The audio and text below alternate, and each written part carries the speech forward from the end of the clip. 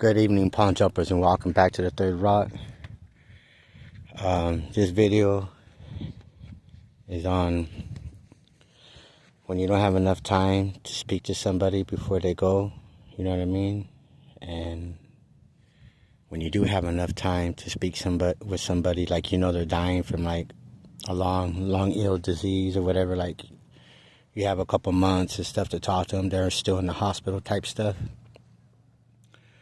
Or if they're like old, and that's kind of what this is about. So my grandma died recently, a few months back, and I had been preparing for her to pass for years. And you know, when I went to go see her, I didn't know what to say, you know what I mean? I had all kinds of things, even had like songs written down for her. That's why I wrote that one song. It's not perfect, but I put it out. If you look at the Third Rock channel, it's on it. I was in a rush to get it before my grandma passed, and my aunt was able to play it for her like 2 or 3 days before she passed away.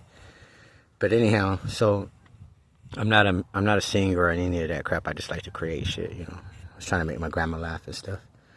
And so anyway, so I had all this time before she got sick.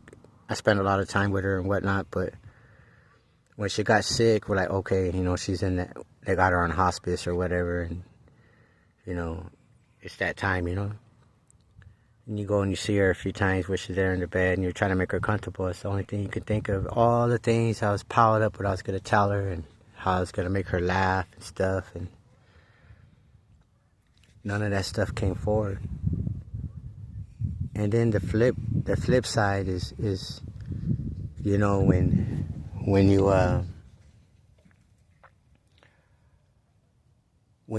unexpectedly get that phone call in the middle of the night, and it's a phone call you don't want to answer, or, you know, you hope to never get, and it's, you know, your mom or someone you really care about that's gone, and you think, you know, you got 5-10 years, next week, oh, I'll call her next month, I'll call her this afternoon. Depending, everybody has a different relationship with their parents or with their loved ones, the people they care about. But, you know, the thing about that is, didn't have that time to say goodbye and stuff and all that stuff like you did with the other person. And the person that you did get to say goodbye to really didn't love you as much as the other one did.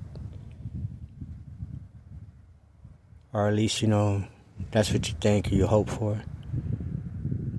Because the other one was my actual mother, and then my grandma, you know, I got to actually see her, you know, spend time with her and watch her pass. But I got that phone call in the middle of the night. You think you have all the time in the world, and then boom, just like that, it's gone. That opportunity to talk to the person that you need to talk to or whatever. You know, because once they're gone, you know, you gotta spend the rest of your time wishing you had just a few seconds so you could speak to them. That's what I'm getting at. You know, I had all this time preparing for my grandma to die, knowing this, having this knowledge. And when the time came, you know, all the understanding, all you could do is try to comfort them, her, or whoever your people are. And time is very precious. We all know this. But it's just weird how, on one hand, you know, it could just be, boom, that person is gone. You think, oh, I'll be able to talk to them next week or tomorrow. I'll call them tomorrow. And there's a lot of unfinished business, or just you never get another chance again to speak with them. And then on the other hand, you see someone slowly dying, someone slowly perishing, and you probably don't go over there and visit them or nothing. And my grandma used to get upset with us because we would always say, hey, let's go to the cemetery. We ain't got nothing to do. Let's go cruise around to the cemetery, go look at go look at our loved ones. And she would take us, but she'd be talking a lot of crap, you know what I mean? And we'd be there, and she'd be drinking her little beer and stuff. I'd be drinking my beer at the time. And whoever we were there with, maybe like one of my cousins or one of my brothers or sisters or something. And we'll go around looking and say hi to all our loved ones. There's many of them there. And she would get upset and talk a lot of crap and say, why do you go and visit these people when, you know, you want to bring them a flower, you want to do this and that. You didn't do that shit when they were alive. You know, what are they going to do with that? You're just wasting your money. She would say all kinds of stuff like that. And, you know, like I said, she just passed recently. We didn't have no funeral or nothing because that was her request. She had a private ceremony thing. You know, you gotta keep their, you know, their wishes. You know. But yeah, this ain't a sad video, by the way. This is just a video of recognition.